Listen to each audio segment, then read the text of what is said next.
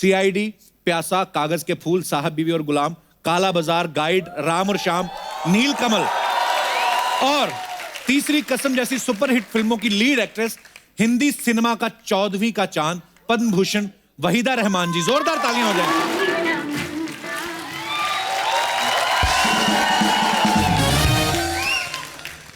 वहीदा जी, आपका बहुत बहुत स्वागत है हमारे शो में।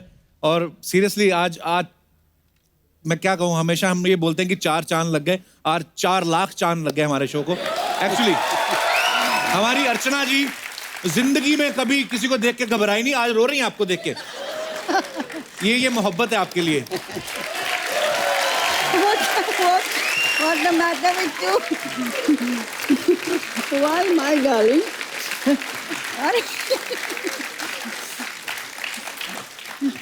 अरे कुछ नहीं कहती, आपको क्यों रो रही हैं आप? मैं डांटूंगी नहीं। आप डांट भी दे तो सर आंखों पर। You know, it's very embarrassing कि इतने सालों के, मतलब आपने तो of course कितना काम किया, लेकिन मैंने भी कुछ काम नहीं काम किया। मैंने almost 3.5 decades I've been in this industry और आपसे मिलने का पहले सौभाग्य हुआ है मुझे, लेकिन आज इस मंच पर आपको देखकर और the fact that मुझे उस कुर्सी पर बैठना गवारा नहीं, because आप यहाँ पर इस मंच पर हैं। And we've grown up seeing Waheeda ji perform and it's embarrassing कि इतने सारे actors को मिलने के बाद Now I won't take more of your time because ये बहुत emotional, I know it's a comedy show and मैंने बहुत emotional बना दिया। I'm going to go back there, but it's such a pleasure being here with you. Thank you so much.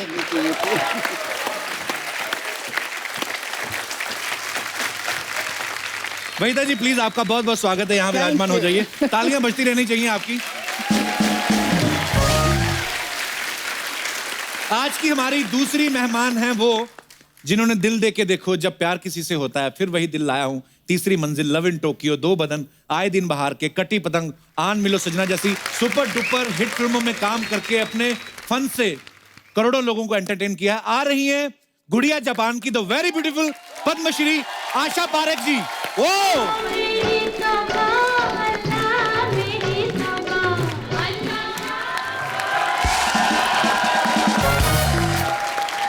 Asha ji, आपका बहुत बहुत स्वागत है, प्लीज यहाँ पे विराजमान हो जाइए। और आज की हमारी तीसरी मेहमान वो हैं जिन्होंने अपने डांस से पूरे हिंदुस्तान को अपना दीवाना बना लिया। ये एक ऐसी अदाकारा है, इनका एक गाना पूरी फिल्म को सुपरहिट बना देता था। गुमनाम, शिकार, ऐलान, कारवां, लहू के 2 रंग, शोले, डॉन और बहुत सी सुपरहिट फिल्मों में अपनी एक्टिंग और डांस से सबका दिल जीतने वाली, please welcome Padmashri Helen ji.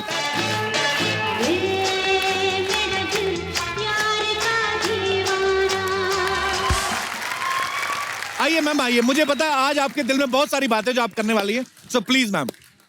Asha ji, I am so honored to meet you. So honored. After a long time we are meeting. I'm such a big fan of yours. Helen ji. Hi, my darling. You know, Helen ji, I want to say एक चीज जो मैंने कभी किसी से शायद share भी नहीं की, कि अगर मैं आज इस इंडस्ट्री में हूं तो हेलन जी की वजह से। क्योंकि जब मैं छोटी थी और मैं आपके गाने और डांस और आपकी एक्टिंग देखती थी स्क्रीन पर, तो मैं इतना मेस्मराइज्ड और उस ग्लैमर से इतना अट्रैक्टेड थी। तो मैं बोलती थी कि वन डे मैं भी उस पर्दे पर आना चाहती हूँ। तो it's because of you. Thank you so much.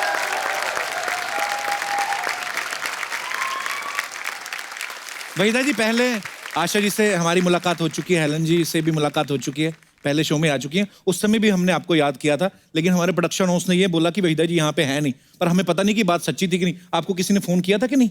हम आपको बड़े सालों से वेट कर रहे हैं आपका। I know, एक बार किसी ने बुलाया तो था। अच्छा, मैं माफी चाहती हूँ। नहीं वहीदा जी, आप वहीदा रहमान है, आपको माफी मांगने की जरूरत नहीं है। मैं तो खाली कंफर्म करना चाहता था कि प्रोडक्शन हाउस सही बोल रहा है ना। 2 प्रोडक्शन हाउस हैं अभी, एक तो आप ही का है जी।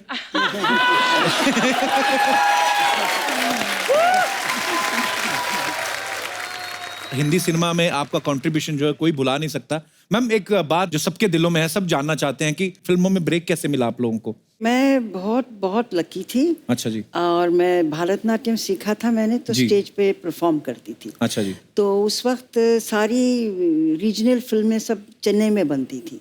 अच्छा जी। तो किसी ने मेरी तस्वीर देखी तो मुझे ऑफर आने लगे घर बैठे। और मैं 13 साल की थी, तो मेरे Wow. पेरेंट्स ने कहा टू सून, मतलब बहुत जी। छोटी है, न इधर की न उधर की। तो फिर एक तेलुगु फिल्म में मैंने डांस किया, फोक अच्छा जी। डांस। वो लकीली बहुत बहुत बहुत मशहूर हुआ। अच्छा जी। तो उसके बाद बस एक तेलुगु फिल्म थी, उसमें लीड रोल किया ऑपोजिट एनटी रामाराव, जो आंध्र प्रदेश अच्छा जी। जी जी। सीएम थे। उसके बाद गुरुदत्त जी मिले मुझसे हैदराबाद में। अच्छा जी। तो फिर उन्होंने मुझे बॉम्बे बुलाया। फिर इट्स अ हिस्ट्री। वाह, ग्रेट। और आशा जी, आप कैसे आए फिल्मों में? मैं स्टेज पे परफॉर्म किया करती थी। अच्छा जी। और लेट बिमल रॉय ने मुझे डांस करते हुए देखा। मैं 9-10 साल की थी। अच्छा जी। तो उन्होंने देखा और मुझे बुलाया, फिल्म में काम करोगी? मैंने ऐसे कह दिया हाँ करूँगी। अच्छा जी। तो इस तरह से माँ पिक्चर में मैंने एक छोटा सा रोल किया था। अच्छा जी। उसके बाद तो मैं बड़ी हो गई, स्कूल में जाती थी। तो गूंज उठी शहनाई के लिए विजय भट्ट जी ने मुझे बुलाया अच्छा जी। और कहा कि तुम्हें हीरोइन बना रहे, राजेंद्र कुमार जी हीरो है। तो 2 दिन की शूटिंग करने के बाद कहा कि नहीं, आप स्टार मटेरियल नहीं है, अच्छा। तो आप हम आपको नहीं ले सकते हैं। अच्छा। स्टार मटेरियल नहीं। तो हमको निकाल दिया गया। 1 हफ्ते में मुहूर्त था बहरूपिया का, और वहाँ एस मुखर्जी मिले, बोले कल फिल्मालय आ जाना। मैंने कहा अभी फिल्मालय क्या करना है, अभी तो मुझे डॉक्टर बनना है, मुझे तो नहीं जाना है। इसी तरह से वहाँ पहुँच गए। और फिर तो सबको मालूम है कि दिल दे के देखो कि हीरोइन बन गई।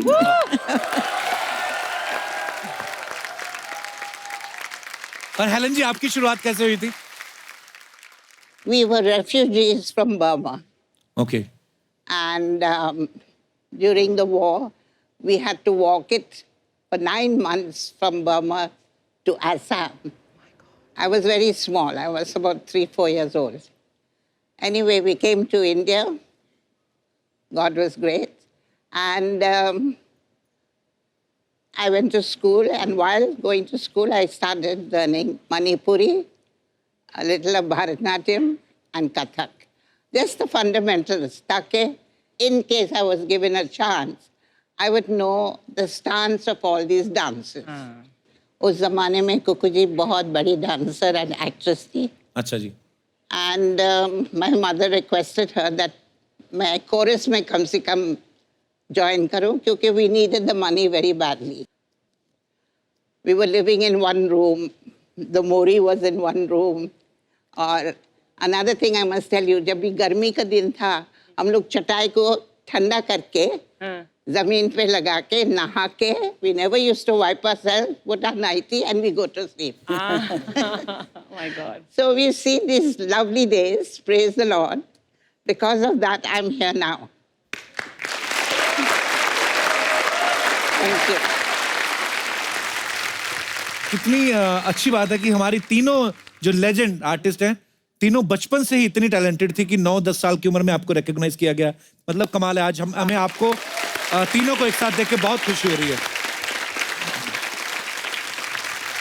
तो आप तीनों ने ब्लैक एंड व्हाइट फिल्मों में भी काम किया है, उसके बाद कलर फिल्मों का दौर आया। तो उस जमाने में जो पेमेंट होता था वो ब्लैक में होता था कि व्हाइट में होता था? सॉरी, ये बचकाना सवाल पूछने के लिए। दोनों में होता था। दोनों में होता था।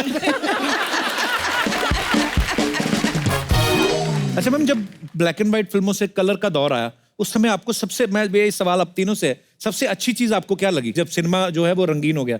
मुझे बल्कि ठीक नहीं लगा, क्योंकि उस अच्छा। वक्त लाइट बहुत ज़्यादा इस्तेमाल करते थे। ओके। क्योंकि उनका फिल्म का एमल्शन कुछ कम था, ज़्यादा था, something like that, technical thing.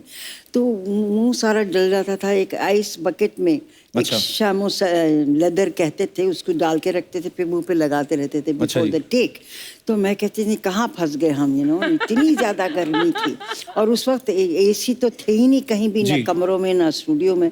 तो बुरा हाल होता था। मैं तो कहती कलर में शुरू कर दी पिक्चर, हाय मर गए। अच्छा। और आशा जी आपको अच्छा लगा जब रंगीन हो गया सिनेमा?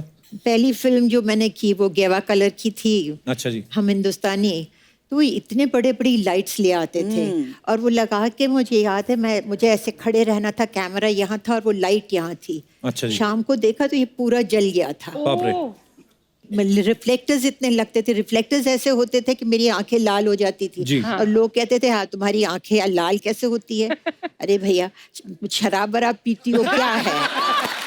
तो अच्छा, इन्होंने कहा लाल आंखें, उस पर एक किस्सा सुनाओ आप जी, चाहें जी, जी। तो मेरी पहली कलर शूटिंग हुई जब 14 का चांद रिलीज जी। हुई तो बहुत हिट हो गई थी। तो उस वक्त एक कलर का सिलसिला शुरू हो गया था। तो गुरुदत्त जी ने सोचा ये जो टाइटल सॉन्ग जो इतना मशहूर हुआ है उसको रीशूट करते हैं कलर में, फिर अच्छा रिलीज जी। करेंगे। तो वही किया उन्होंने। फिर दोबारा उनको सेंसर करना पड़ा, दिखाना पड़ा। सेंसर बोर्ड ने कहा जी वो एक शॉट वहीदा जी वो मुड़ के देखती, वो काट दीजिए। ऐसे क्यों? मैं ऐसे ही हूँ, बस सिर्फ मुड़ के देखती हूँ। तो इन्होंने पूछा क्यों क्यों क्या है इसमें खराबी? तो बोले जब वो मुड़ के देखती उनकी आंखें लाल हो गई। तो अच्छा। हाँ साहब लाइट बहुत है तो लाल हो गई। जैसे इन्होंने कहा नहीं, इसमें शी लुक्स वेरी सेंशियस। अच्छा। हाँ, तो फिर गुरुदत्त जी ने कहा साहब ये मियाँ बीवी का सीन है और कुछ नहीं, ना लिपटे ना झिपटे ना हाथ पकड़ा, बेचारी यूं से यूं देखा।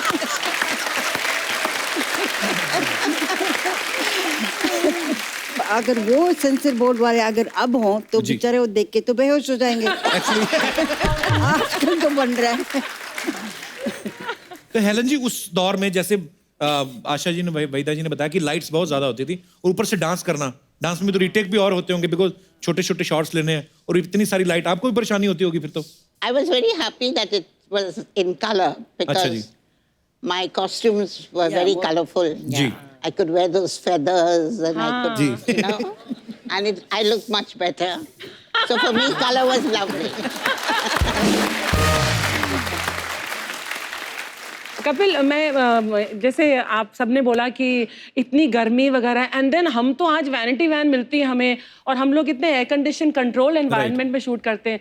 तो मैम आप सबसे पूछना चाहती हूँ कि आप लोग कैसे मेकअप करते थे? कभी जंगल में शूट है, कभी यहाँ तो वैन तो होती नहीं थी। राइट। अर्चना आप मानोगे नहीं, मुगले आजम जैसी पिक्चर बनी मोहन स्टूडियोज में, जी। वहाँ एक वॉशरूम नहीं था। बाप रे।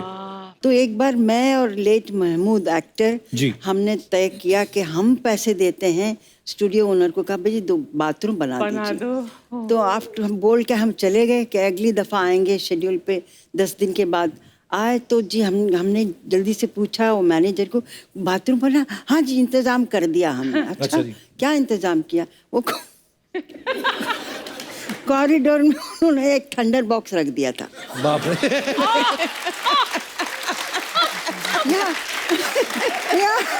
I said, oh my God, it's so terrible.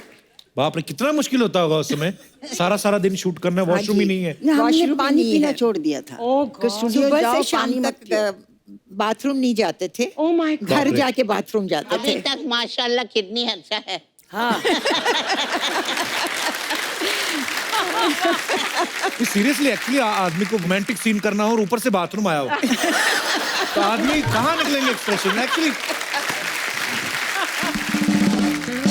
So Helen जी को डांसिंग क्वीन, पता नहीं बहुत सारे ऐसे टाइटल दिए गए थे, ऐसे नाम दिए गए थे हेलन जी। जैसा कि मैंने पहले कहा कि एक ही गाना कभी कभी हेलन जी का पूरी फिल्म पे भारी पड़ जाता था। तो हेलन जी दूसरी जो हीरोइन होती थी फिल्म में और आप आके एक गाने में वाहवाही लूट लेती थी, तो उनको जेलसी फील नहीं होती थी कि आ गई हेलन जी, अब ये सारा मेला लूट के ले जाएंगे? By the grace of God, I've been very good with all the heroines in the movie. They loved me, literally they cared for me. There was no jealousy. I worked with Asha ji. Were you jealous of me? no. If I was jealous, I wouldn't be friends with you. अच्छा आशा जी, आपकी जब आपकी film में silver jubilee होती थी, gold, आपको jubilee girl भी नाम दिया गया था आपके फैंस के द्वारा। तो जब सिल्वर जुबली होती थी फिल्में, गोल्डन जुबली होती थी, उसके बाद आपने फिल्मों की क्वांटिटी बढ़ाई थी या पेमेंट ही बढ़ाई थी सिर्फ? Naturally. क्वांटिटी तो बढ़ा नहीं सकते थे क्योंकि जी। हम लोग 9:30 to 6:30 की शिफ्ट करते थे। जी। और फिर 7 बजे मैं पहुंच जाती थी स्टेज पे, मेरे बैलेज होते थे तो फिर डांस करना शुरू कर देती थी। 3.5 घंटे का बैले होता था, वो ख़त्म करके फिर घर जाती थी। तो क्वांटम तो बढ़ा नहीं सकती थी, हाँ पैसे तो बढ़ा सकती थी।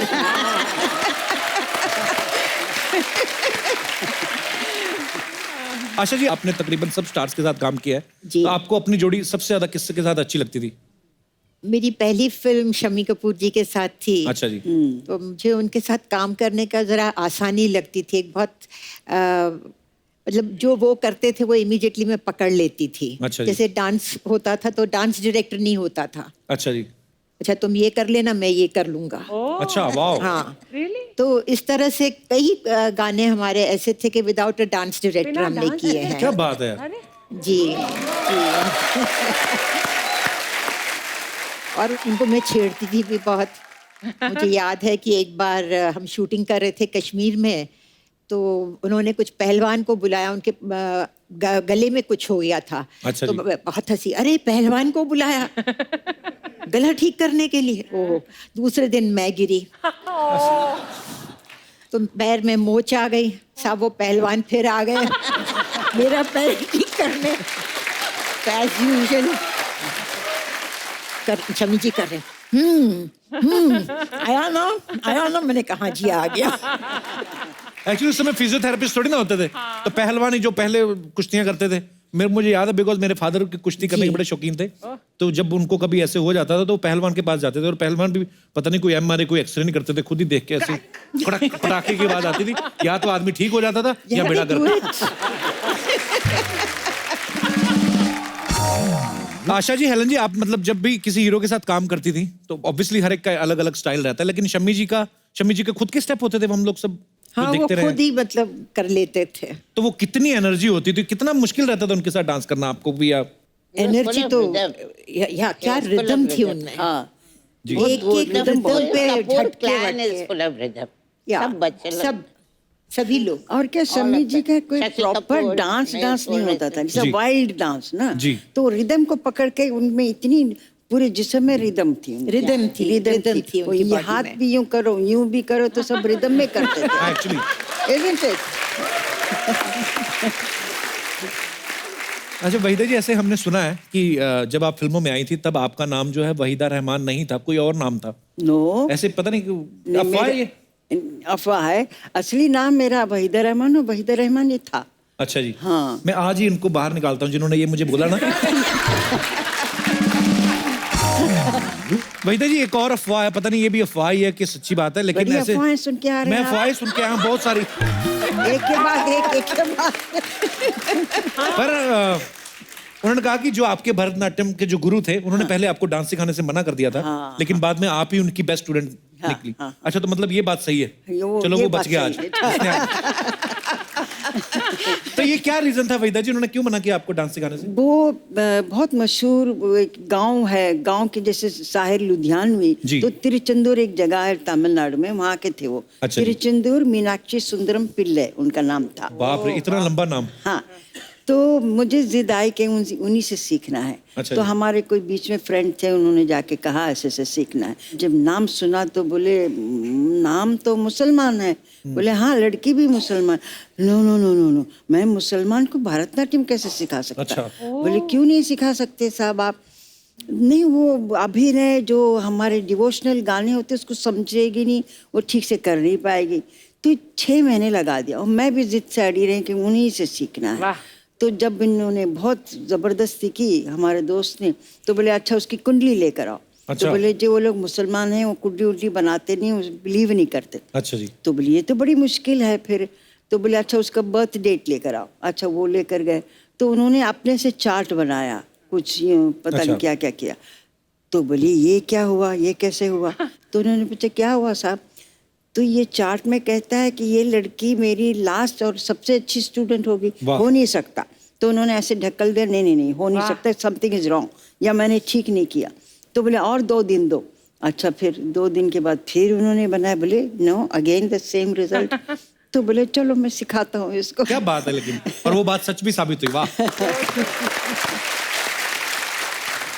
ऐसे हमने सुना है कि रेशमा और शेरा में एक ऐसा सीन था जिसमें आपको बच्चन साहब को ऐसे थप्पड़ मारना था, लेकिन बच्चन साहब की माता जी वहां पे रहती थी, तो मैम फिर कैसे मारा आपने? वो आदमी थोड़ा वो भी हो जाता कि यार सामने मम्मी है। नहीं, उन्होंने आंटी ने ये भी कहा वहीदा जरा संभाल के, तो मैं बिल्कुल डर गई। अच्छा तो जी। हर बार आए तो सुनील दत्त डायरेक्ट कर रहे थे उस वक्त और सी रामचंद्रन कैमरामैन थे। अच्छा जी। तो उन्होंने कहा वहीदा जी आप ठीक से नहीं करेंगे तो रीटेक होंगे, उतने थप्पड़ पड़ेंगे। अच्छा जी। इससे बेहतर है आप दिल मजबूत करके एक कस के दे दीजिए, बात खत्म हो जाएगी। अच्छा जी। तो फिर लाइटिंग वगैरह हो रही थी तो मैं जाके बैठी तो आंटी बच्चन उधर बैठे हुए थे, वहीदा जरा संभाल के करना। तो मैं बिल्कुल डर गई। फिर मैंने जाके सुनील दत्त को कहा साहब मेरे से थप्पड़ नहीं मारा जा रहा है। बोले क्यों नहीं मारा जा रहा? कि वो आंटी ने कह दिया जरा संभल के। तो बोले ओहो, तो फिर आंटी को कहना चाहिए इस शॉट के लिए आप बाहर जाके बैठिए। अच्छा, तो बाहर भेजा फिर उनको? बाहर भेजना पड़ा। तो उसके बाद फिर सब सेट पे असिस्टेंट डायरेक्टर सुनील दत्त सब कहने के एक ही शॉट, एक ही टेक, एक कस के लगा दीजिए। मैंने कहा अमिताभ बहुत कस के लगाने वाली हूँ। हाँ कोई बात नहीं। खैर शॉट हुआ, लकीली पहला टेक ओके हुआ। तो फिर अमिताभ कहेंगे वहीदा जी काफी अच्छा था।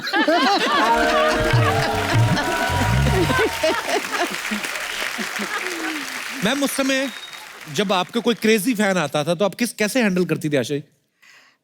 सेट पे शूटिंग देखने आ जाते होंगे, आपके घर के बाहर आ जाते होंगे कहीं? घर के बाहर एक चाइनीज आदमी आता था। चाइनीज? हाँ। अच्छा जी। तो वो मतलब आके घर के बाहर दरवाजे के बाहर ही बैठ गया। अच्छा जी। तो बोले मैं यहाँ से जाऊंगा नहीं, मैं आशा पारेख से शादी कर ही जाऊंगा। अच्छा। मैंने पढ़ा था ये। इट वॉज, अब मैं वो हटे ही नहीं। फिर वहाँ उसने अपना गद्दा लगा दिया, वहाँ रहने लगा, कुछ मछलियाँ जला के खाता था, पता नहीं क्या करता था। और लोग उसको कहे यहाँ से हटो तो वो छुरी निकाल कर दिखाए कि मैं हटूंगा नहीं। अब जब उसने छुरी वुरी निकालने की बात की तो अब मुझे डर लगने लगा। मैं रात को लेट शूटिंग करके आऊँ तो मैं अपने नीचे कार के नीचे मतलब छिप कर रहूँ और छिप कर देखूँ कि वो है कि नहीं, बैठा हुआ है तो फिर छिप जाऊँ। फिर मैंने कहा ये तो बहुत हो रहा है। 1 महीना ये चलता रहा। तो फिर मैंने जो है पुलिस कमिश्नर को फोन किया। अच्छा जी। वो कहा कि भैया इसको पकड़ के ले जाओ। उसको पकड़ कर ले गए जेल में। वहां से उसने मुझे पोस्ट कार्ड लिखा। अच्छा। कि मुझे ये लोग ले गए हैं, प्लीज मुझे बाहर निकालो। बेल भी आप ही कराओ। मैंने कहा अंदर तो मैंने डाला है तुमको। मैंने कहा अंदर तो मैंने तुमको डाला है, मैं तुमको आके बाहर निकालूं? मैं पागल हूँ क्या? फिर पता नहीं कहाँ चला गया, मुझे नहीं मालूम। You're looking out for him now. No बाबा। हेलन जी आपके साथ कभी नहीं हुआ ऐसा? हुआ होगा जरूर। एक बहुत अच्छी फैन थी, अच्छी फैन, अच्छा जी। थी? ओहो। आशा भोसले। अच्छा, वाह। एक दिन आशा जी ने मुझे उनके शो पे बुलाया। I was a guest. अच्छा जी। तो बातें बातें में उन्होंने कहा कि हेलन जी वहाँ बैठी है। Then I went out and I did that. Helen ji, Asha ji मुझे बोल रहे, हेलन जी अगर मैं मर्द होता है तो मैं आपसे शादी करती। वहीदा जी आपको भी तो कभी ऐसा कोई ना कोई क्रेजी फैन मिला ही होगा कभी जिन्होंने तंग ही कर दिया आपको? हाँ देखिए हमारे ज़माने में जब जवानी में सभी होते हैं, सबके फैंस होते हैं। एक हर रोज़ कुछ 12-15 सफ़े का एक लेटर आता था। अच्छा जी। उसमें वो लिखते थे कि मैं आर्किटेक्ट हूँ। मैं सोचो अभी ये आर्किटेक्ट हैं तो इनकी इतनी फुर्सत कहाँ मिलती है? वो हैंड रिटन, ये नहीं कि टाइप हो या उस वक्त मोबाइल नहीं था, कंप्यूटर नहीं था, हैंड रिटन लेटर। फिर कहते थे एक दिन याद रखिए आप, ताजमहल क्या मैं अच्छा। उससे बढ़ के बनाऊंगा क्योंकि मैं आर्किटेक्ट। अच्छा मैम, आजकल बहुत सारे ऐसे प्लेटफॉर्म्स हैं, सोशल मीडिया है, मतलब आप अपने फैंस के साथ सीधा कनेक्ट कर सकते हैं। आप उनको अगर कुछ आप कोई नई फिल्म कर रहे हैं उनको बता सकते हैं, सीधा उनके साथ चैट सेशन करते हैं। आजकल के जो भी स्टार्स हैं, उस समय में तो ऐसा सोशल मीडिया तो होता नहीं था। सो बहुत सारे सवाल हैं जो हमारे दर्शकों के मन में, वो मैं आपसे पूछना चाहता हूँ। आप तीनों उनके जवाब दे सकते हैं। आपके टाइम पे जो फिल्में बनती थी उनमें सबसे ज्यादा स्टाइलिश हीरो कौन था? आप तीनों जवाब दे सकती हैं। स्टाइलिश हीरो जी। मेरे कैटेगरी में जो देवानंद थे। अच्छा जी, फिर देव साहब। शमी कपूर थे। शमी कपूर साहब, वाह क्या बात है। आशा जी आप? मुझे लगता है फिरोज खान। फिरोज साहब, जी जी जी, फिरोज वाह। खान। हेलन जी, आप तो खुद इतने स्टाइलिश नहीं, लेकिन आपको कौन स्टाइलिश हीरो लगता था? देवानंद। देव साहब, वाह। उस समय शूटिंग पे सबसे ज्यादा लेट कौन आता था? राज कपूर। राज कपूर साहब। सब आप सब सहमत हैं आशा जी? आप ये सब बड़ा टेढ़ा सवाल है। हंसने वाला मगर आते सवाल थे है। लेट। मैंने 2 पिक्चरें की उनके साथ। अगर 9:30 से 6:30 तक की शिफ्ट होती थी जी। तो वो 2 बजे आते थे। अच्छा जी। तो फिर आधी शिफ्ट चली गई, फिर लंच खा के फिर आराम करके उठ के अच्छा। तो फिर मैंने प्रोड्यूसर को कहा आप 2 से 10 की शिफ्ट की रखिए। अच्छा जी। दोपहर के 2 से रात के 10 से। बोला हाँ अच्छा आइडिया है, चलो वो कर दें। तो वो 2 से 10 बजे की शिफ्ट रखते थे, तो वो 6 बजे आते थे। फिर एक दिन उन्होंने, मैं कहती थी क्या राज जी मैं बैठ बैठ के थक जाती हूँ। नहीं सॉरी। एक दिन मिल्क कॉलोनी में शूटिंग थी, तो मेरे प्रोड्यूसर ने कहा वहीदा जी आप घर से मत निकलिए जब तक मैं फ़ोन नहीं करूँ। अच्छा। आई फील गिल्टी, आप बैठी रहती हैं वहाँ, क्या करें। मैंने कहा अच्छी बात है। तो फिर फ्रैंटिकली फ़ोन आया, उस वक्त मोबाइल नहीं था, कुछ नहीं। निकलिए जल्दी निकलिए। मैंने कहा क्या हुआ? बड़ी सुबह 7 बजे राज जी आउटडोर में बैठे हुए हैं। मैंने कहा राज जी 10 लेट।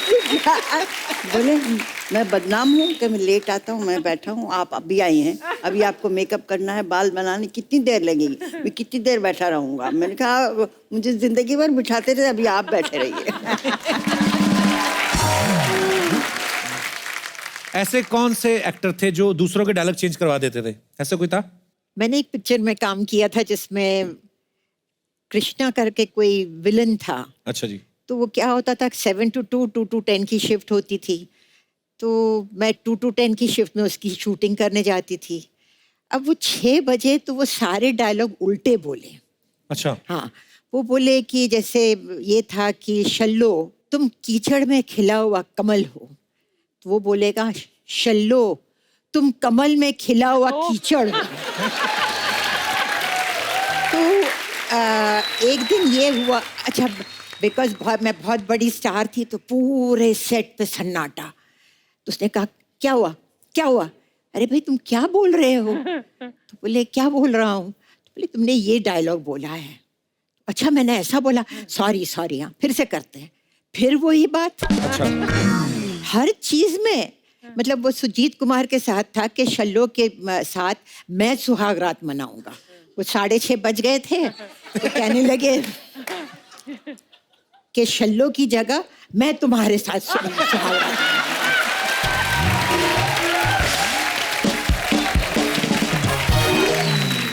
अच्छा हेलन जी, कोई ऐसा एक्टर भी था जो सबसे ज्यादा, मैं ना मेरे शो पे जो भी हीरोइन आती हैं अपनी फिल्म की प्रमोशन करने के लिए, अब तो खैर मेरी शादी हो गई है, मुझे ऐसा बोलते हैं कि तुम फ्लर्ट बड़ा करते हो, हालांकि मैं करता नहीं हूँ, मेरा हो जाता है। अच्छा उस समय भी कोई तो हीरो ऐसा होता ही होगा जो बड़ा फ्लर्ट करता होगा? अगर आप चांस देंगे तभी फ्लर्ट करेंगे ना। उनको मालेंगे एक थप्पड़ मिलेंगे तो चले आएंगे।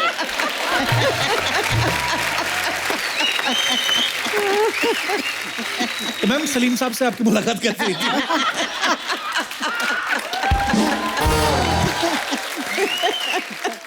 ये सलीम साहब का नेक्स्ट प्रोग्राम होगा तभी आप पूछ लेना। दोबारा बुला लीजिए दोनों को। दोनों क्यों, तीनों। हाँ जरूर Salman's mother is there. Definitely ma'am, we would love to ma'am. बाकी भी समथिंग। मैम यहाँ पे ना कुछ आपके हार्डकोर फैंस हैं जो आपकी फिल्मों के, आपके स्टाइल के इतने दीवाने हैं, तो उसी आज स्टाइल में बैठे हूँ, मैं उनको बुलाना चाहता हूँ। प्लीज आइए, आप जरा मंच पे आइए।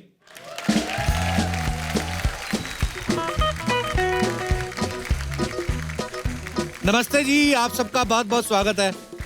अरे सबसे पहले तो आप अपना नाम बताइए और आप बताइए कि आप किनका आपने स्टाइल कॉपी किया हुआ है, हमारे दर्शकों को बताइए। मैं मधुचंद्रा हूँ। अच्छा जी। मैंने आशा जी का गेटअप किया है। अरे वाह, कमाल है, बहुत बहुत प्यारी लग रही है आप जी। आपका? हाँ, मेरा नाम निशा है अच्छा जी। और मैंने जो स्टाइल किया है वो भी आशा परीख जी का है। अरे वाह वाह। हेलो जी, मैम, कैसे रेखा हैं आप? मामतोरा। मैंने हेलन जी का स्टाइल किया है। अरे वाह। जी पीछे हेलो ममता सा। जी ममता। मैंने वही दादी की स्टाइल। वाह, ओहो मैं जयश्री पंचाल हूँ, मैंने वेदा जी की स्टाइल सो स्वीट। एलन जी, पहले नंबर पे आपके हिसाब से कौन? तो ये नंबर 1।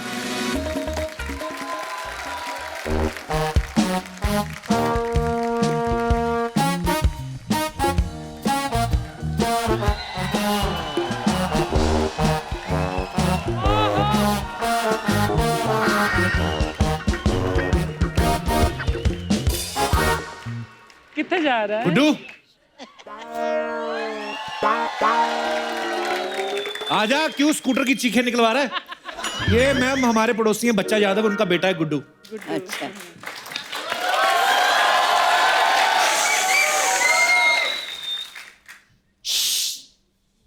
पैरी पोड़ा दादी जी, जीते रहो। पैरी पोड़ा दादी जी, पैरी पोड़ा दादी जी। ओ गुड्डू, ये दादी दादी क्या होता है? दादी दादी वो होती है जब किसी माँ के बच्चे के घर बच्चा होता है और वो लेडी मिठाई का डब्बा लेके गली में मिठाई बांटती है और खुशी से कहती है कि आज मैं दादी बन गई, उसे दादी कहते हैं। ओए कलिंगड़, मैं दादी की डेफिनेशन नहीं पूछ रहा हूँ, ये तेरी दादियाँ कैसे हो गई? कप्पू अंकल, मैंने इन तीनों दादियों को ना अपने धन धन धन से दादियां मान लिया हुआ है। अबे तन मन धन से मानना होता है। तन मन से आप मानो, मैंने धन धन से माना है। पता क्यों? क्योंकि तन मन से ना सी व्यू बंगले नहीं आते, धन धन से आते हैं। बेटा अभी उन्होंने तुझे अपना पोता माना नहीं है। कोई बात नहीं, ये फिल्मी लोग है ना, क्लाइमेक्स में मानते हैं। ये ना फिल्में देख देख के बिगड़ गया अर्चना जी। अभी तेरे बाप को बोल के तेरी फिल्में देखनी बंद कराता हूँ। फिल्में बंद करवा दोगे? मतलब एक्टर लोग फिल्में नहीं बनाएंगे, इधर प्रमोशन के लिए नहीं आएंगे, डैडी के जोक कौन सुनेगा? डैडी घर बैठ जाएंगे और 5-6 बच्चे पैदा करेंगे। नहीं अंकल, प्लीज ऐसा मत करना। लेकिन एक बात है कप्पू अंकल, वहीदा रहमान जी है ना, मैं उनके बेटे की तरह बहुत ही ज्यादा अच्छा गाता हूँ। उनका कौन सा बेटा गाता है? AR रहमान। AR रहमान उनका बेटा नहीं है, वो अलग है। सच्ची सौ खाओ। हाँ। इनका बेटा नहीं है? नहीं। तभी मैं सोचूं ये उनके साथ क्यों नहीं रहती। अच्छा ये बता गुड्डू, स्कूल क्यों नहीं गया आज? स्कूल वो ना मेरी बुआ की पूंछ पे चोट लग गई थी, इसीलिए मैंने छुट्टी कर ली। बुआ की पूंछ नहीं होती, भैंस की पूंछ होती है। अंकल जी, भैंसे हमारी बुआ है, समझे? वो हर साल मेरे पापा को राखी बांधती हैं। अबे भैंस कैसे राखी बांध सकती है? क्यों अंकल जी, अगर मेरे डैडी रोज उनको तबेले पे बांधते हैं तो वो उनको राखी क्यों नहीं बांध सकती? How racism. अच्छा फालतू की बातें इससे जितनी मर्जी करा लो। अभी मैं स्कूल के बारे में कुछ पूछूंगा ना, पढ़ाई के बारे में, इसकी बोलती बंद हो जाएगी। वाह गुड्डू, ज्यादा बात तेरी पढ़ाई पे सवाल उठा है। मैं तैयार हूँ कप्पू अंकल, क्या सवाल पूछते हो? अच्छा बता, सूरज किस दिशा से निकलता है? सूरज? हाँ। ऐसा गोल सा? हाँ।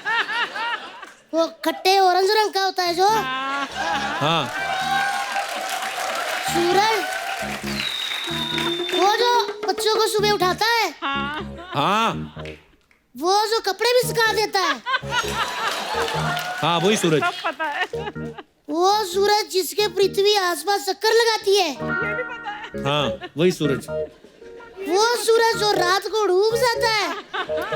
हाँ वही सूरज। हाँ तो 9:30 बज रहे ना, डूबा हुआ है। जब सुबह उगेगा तो बता दूंगा किधर से उगता है।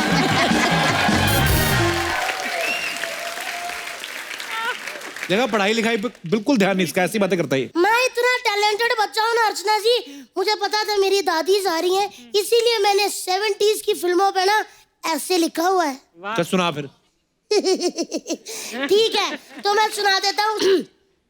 आज का हमारा शीर्षक है 70s की फिल्में। वैसे तो इंडस्ट्री में बहुत सारी फिल्में हुई हैं, लेकिन 70s के दशक की फिल्में मेरी फेवरेट हैं। उन फिल्मों में माँ एक अहम भूमिका होती थी। वो बेचारी दिन रात फटे पजामे मशीन में सीती रहती थी। अभी ये जांच चल रही है कि इतने सारे पजामे कौन फाड़ता था। 70s की माँ काफी भुलक्कड़ किस्म की होती थी। वो अक्सर अपने बच्चों को मेले में भूल आया करती थी। फिर उन फिल्मों में अक्सर एक लाला होता था जो अक्सर औरतों के कंगन की कलेक्शन रखने का शौक रखता था। वो प्राय गरीब औरतों के कंगन गिरवी भी रखता था। उन फिल्मों में काफी काली घांसी, काली पहाड़ी और कालिया नामक शख्स होते थे। उन फिल्मों की माएं एंड में जाके अपने बच्चों को बताती थी कि उनके बाप का कातिल कौन है, ताकि फिल्म क्लाइमैक्स में पहुंच सके। धन्यवाद। अरे यार, ओए गुड्डू, अरे यार देखो यहाँ पर बैठे हो। अरे यार हम कब से यहाँ पर इंतजार में बैठे हैं इसके कि कब ये नींबू लेके आएगा और हम दूध को फाड़ेंगे, पनीर बनाएंगे। यहाँ पे मजे कर रहा है। हाँ तो दूध के बर्तन में बैठ जाता ना, वैसे दूध फट जाता। अच्छा, हम बैठ जाएंगे तो दूध फट जाएगा, हम खड़े हो जाएंगे तो दूध सिल जाएगा, हम ऐसे घूम जाएंगे तो दूध रफू हो जाएगा। वाह वाह कप्पू शर्मा वाह। अरे दूध का इतना नॉलेज रखते हो तो कहीं भैंस क्यों नहीं लग जाते यार। माल का वैसे हम इनसे बातें करने में, इनसे बहस करने में अपना वक्त क्यों बर्बाद कर रहे हैं। 70s का सिनेमा हमारे सामने लाइव है, हम नीचे आ रहे हैं। I need to meet you. अरे यार मजा आ गया।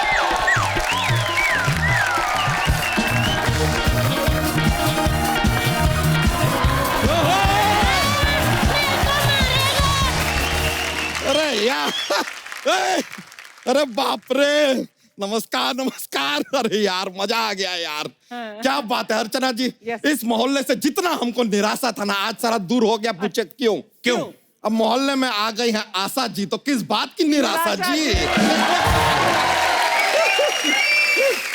आशा जी, वहीदा जी, हेलेन जी, आपको हमारा प्यार भरा नमस्कार।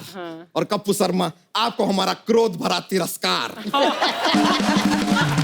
वैसे आप लोगों को यहाँ देख के बड़ा खुशी हो रहा है। अरे यार प्रोड्यूसर जी की मम्मी आई है। परिपूर्णा मम्मी जी, देख रहे हैं आप कप्पू शर्मा जी, पहले पापा आए थे, फिर भाई को भेजा, अब मम्मी आई है। पूरा नजर रख रहे हैं हम पर। एक मम्मी और है, दूसरी मम्मी भी आएगी। अरे वो भी आएंगी यार, सही बात है। वैसे मम्मी जी, अगर शो में कुछ भी गलती हुआ हो, कुछ ऊंच नीच हुआ हो, कुछ भी अगर रॉन्ग आपको लगता हो तो इस आदमी को ब्लेम कीजिएगा। हम अपना तरफ से पूरा मेहनत कर रहे हैं। बिल्कुल। हम तो इतना ज्यादा मेहनत कर रहे हैं कि आपको क्या बताएं। हम अपने बच्चे का होमवर्क भी आजकल चेक नहीं करते, खाली जोक्स बनाने में अपना पूरा फोकस लगाते हैं हम। ताकि क्या है कि स्पॉन्सर सारे के सारे खुश रहें। आपको सच बता रहे हैं मम्मी जी, हम और हमारी ये चोटी इस शो के लिए हमेशा दिन रात खड़े रहते हैं। आशा जी, वहीदा जी, ये बातें तो चलती रहेंगी। आप लोगों के लिए हम कुछ गिफ्ट लेकर आए हैं। क्या दे सकते हैं? आशा जी जी आपके लिए कटी पतंग। दिस इज ए कटी पतंग। ये वहीदा जी आपके लिए कागज के फूल। Thank you. और हेलेन जी, आपके लिए हम लाए हैं स्क्रिप्ट।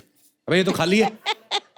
हाँ तो ये अपने साथ घर पे ले जाएंगी, सलीम जी इस पे लिखेंगे और फिर ये हमें वापस लाके देंगी। क्या है कि सलीम जी को अगर हम डायरेक्टली अप्रोच करेंगे तो हमसे बहुत ज्यादा पैसे मांग लेंगे या हमें चाटा भी मार सकते हैं। ऐसे वहीदा जी, अभी कुछ दिनों पहले ना हमारे मामा जी का ऑपरेशन हुआ था, तो उनके गुर्दे में से ना आपके वो सनम निकले। कौन से सनम? वो पत्थर के सनम।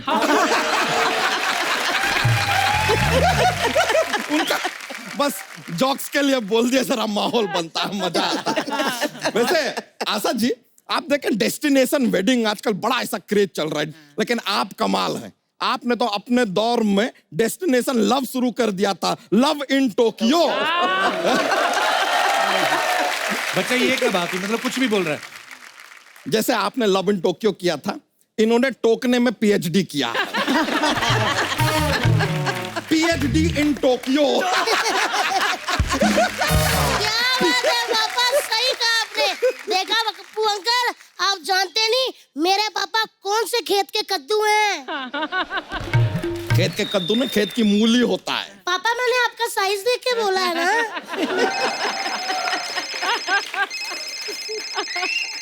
किसका बजा? ओए ओए। किसका बजा? मेरा नहीं बजा। ये मेरा फोन बजा। अच्छा। अरे चलो छोड़ो, अजीब बच्चा है यार। कभी कभी तो हमें शक होता है, इजी माइन। चोटी देख ले। फिर बाद में ऐसा चोटी को देख के कंफर्म हो जाता है कि मैं भी। वहीदा जी, आपने वो फिल्म किया तीसरी कसम। अच्छा जी, आपने वो फिल्म किया तीसरी मंजिल। तो ये मतलब डायरेक्टली तीसरी कैसा? ये दोनों फिल्मों का पहला 2 पार्ट तो आया ही नहीं, हमने देखा नहीं मतलब। पापा जी बस करो यार, आपकी बातें सुन के ना मेरे को नींद आई जा रही है। अच्छा, रात को तो सोता नहीं है तू, अभी तुझे नींद आई जा रही है? हाँ तो रात को कैसे सोऊं, आपस में मच्छर लड़ते रहते हैं। हाँ तो दूसरों की लड़ाई के बीच में क्यों पढ़ता है तू? और अगर पढ़ना ही है तो किताबें पढ़ जो हमने लाके दी है तुझे। बस पापा बस। इस भरी महफिल में इतने बड़े लोगों के पास आपने मेरी बेइज्जती करवा दी है। मैं आज गुड्डू यादव, बच्चा यादव की फैमिली से बायकॉट करता हूँ और खान फैमिली के साथ अपना संबंध बनाता हूँ। आप हमारे इस गठबंधन को स्वीकार कीजिए। धन्यवाद। ये क्या कर रहे हो? ये क्या हो रहा है गुड्डू? बछड़ों से ज्यादा प्यार क्या है हमने तुम्हें? हाँ तभी तो मेरे को कोई इंसान का बच्चा नहीं कहता, सारे कहते सांड का बच्चा। चल बेटा तू अंदर चल, अंदर चल। हाँ तो चले जाएंगे। हाँ तो जाओ ना। हाँ तो जा रहे हैं। हाँ तो कब जाओगे? हाँ तो चले जाएंगे। तो पैर उठा के जाओ ना। हाँ तो ये लो चले गए।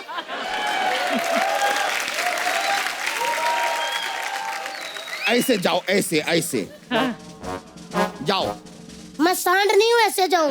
हीरो हूँ, बाइक पे जाऊंगा अपनी। आप घर आओ जरा, मम्मी कुछ कैप लगाता हूँ आपकी। आपके थोड़े पर निकल आए ना भैंसे। अरे जाओ यार जाओ, और जो बोलना है मम्मी से बोलो। हम क्या हो, डरते हैं क्या हम मम्मी से यार? जरा सा ऐसे घुटनों पे आ जाएंगे, हाथ जोड़ेंगे, गिड़गिड़ाएंगे तो आंसू निकलेंगे, मम्मी माफ कर देगी यार। That is life. Go John. वैसे हमारे ये बच्चे ने काफी गुस्सा दिला दिया, माय एलोपॉजी फॉर दैट। लेकिन क्या माहौल को अच्छा करने के लिए हमारे पास एक जोक्स का पिटारा रहता है। अगर आप कहें तो जोक्स पेश कर दे, पेश कर दिया जाए तो ठीक है। कपूर शर्मा आप हमको बताइए, शोले फिल्म के क्लाइमैक्स में कौन मरता है? अमिताभ बच्चन के धर्मेंद्र? अमिताभ बच्चन। हकीकत में धर्मेंद्र मरते हैं। अबे चल। अबे चल क्या, हम इंफॉर्मेशन दे रहे हैं। हकीकत अलग फिल्म है, उसमें धर्मेंद्र मरते हैं।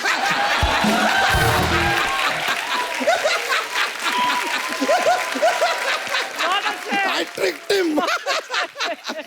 एक और पेश करते हैं। अगर सूरज रात को निकल आए तो क्या होगा? क्या होगा? कुछ नहीं होगा यार, इतने अंधेरे में कहां पता चलेगा क्या निकला क्या नहीं।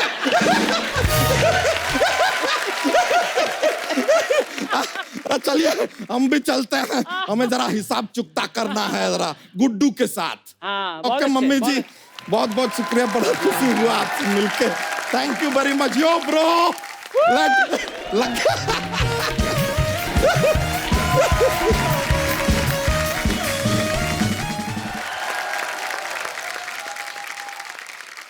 मुझे मैम गाने इतने पुराने, अब जितने भी गाने सुन लो, मतलब सबके अभी भी आज भी जुबान पे। मैम आपका जो गाना ना, मैं इजाजत चाहूंगा आप सबसे। शुक्रिया मैम, आपका गाना है चौधरी का चांद, बड़ा खूबसूरत है। ऐसे मैम माफ कीजिएगा, मतलब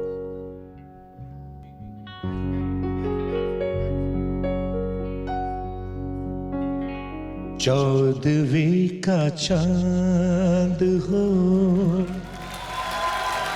या आफताब हो, जो भी हो तुम।